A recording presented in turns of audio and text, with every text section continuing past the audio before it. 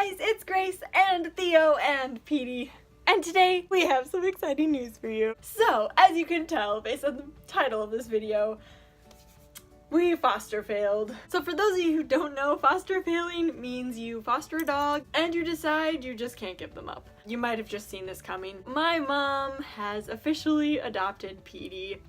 So I did not adopt him, my mom did. I have Theo, Theo's my dog.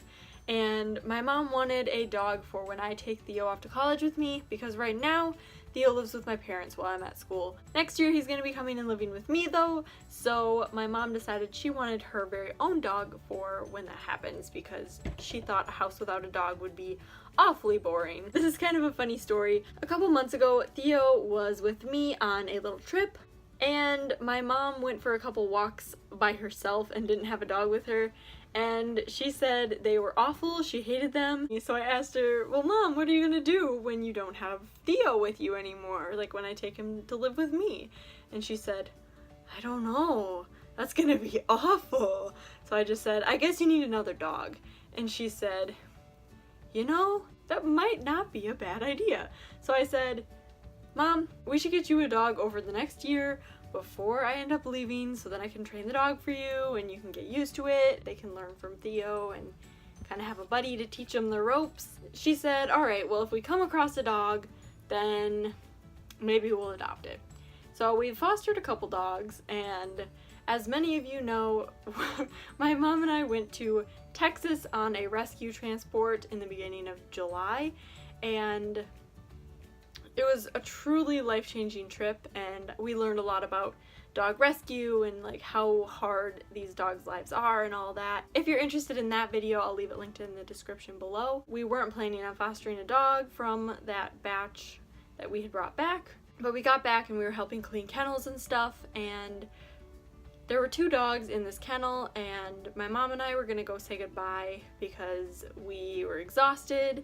We had been awake for like well over 24 hours, and we just decided like, okay, we need to head out, we need to go get lunch, and then we were gonna, you know, let them take it from there. We were going and letting the coordinator of the whole event know. My dad came and helped. So my dad was out in like the waiting area or whatever, and these 2 dogs started fighting in their kennel, and they were like wrestling around, and everyone was like slamming on the top of the kennel like, no, break it up, just trying to get them to break up the fight. My dad finally just like opened up the kennel door, and this little dog comes running out right into my dad's arms and is just sitting there like huddled up, is like terrified because the other dog was just like beating up on him, and he was just kind of sitting there like backed up into the corner of the crate, just like terrified. Because one of the things about the transport is they just kind of had to shove dogs into whatever kennels they fit in, which means there were dogs in kennels that had never even met each other before. They just kind of like threw dogs together in kennels, not really knowing exactly how they'd get along, and then they just kind of like saw how it went, and if it went okay while we were loading up, then that's their travel buddy for the rest of the trip. And that's just kind of how things had to be, because any dog that didn't fit on the van had to be left behind. Thankfully, the 2 dogs traveled like just fine on their way, but then they got back and just the stress was probably overwhelming and they just fought. So anyway, the dog that my dad pulled out of the crate was Petey, this guy right here. We sat with him for a while and we made sure he was okay and everything, but we were still like tired and hungry, so we went out for lunch. Then after lunch, my dad was still thinking about Petey. He was like, oh my gosh, this dog, like I saved him. He just needs to be a part of our life. We should foster him, or we should like go check up on him at the very least. So we looked at the list of like foster parents, and it turns out that Petey was going to a foster parent that had like 14 other foster dogs, and then also the dog that had originally like gone after him was going to be in his foster home. So we decided like, oh, well, we should foster him. So we asked my mom, and she was like, yeah, that's fine, let's foster him. So we took him home. He was so quiet and so good and just like exhausted, and his fur was disgusting. So when we got him home, I gave him a bath and got him like smelling a little nicer, and so much like clumps of fur were just coming off of him because he just had like really patchy, like clumpy fur. And I just wanted him to feel a little bit better, feel clean, and just in case he had any like fleas, ticks, anything like that, I gave him a bath in a flea and tick shampoo and then a yummy smelling shampoo after that so he would be feeling good. Originally we just had Theo in his kennel when he first got back because you don't want to like stress out your foster dogs too much.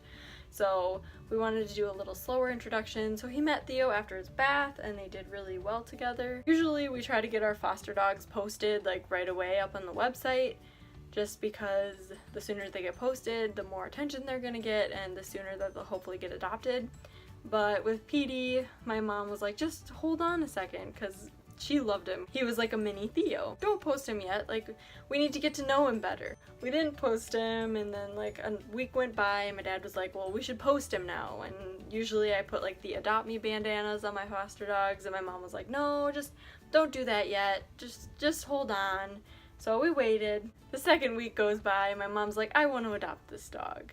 And so we discussed it as a family, and he just fit in so well. He was great with our cat. He did really good with Theo, and he's a little bit uncertain of Wally. Like, he'll get a little overstimulated sometimes when Wally's flying around the house, but for the most part, like, he's really good. He learned, like, he's not supposed to jump up on the cage or torment the bird or anything like that.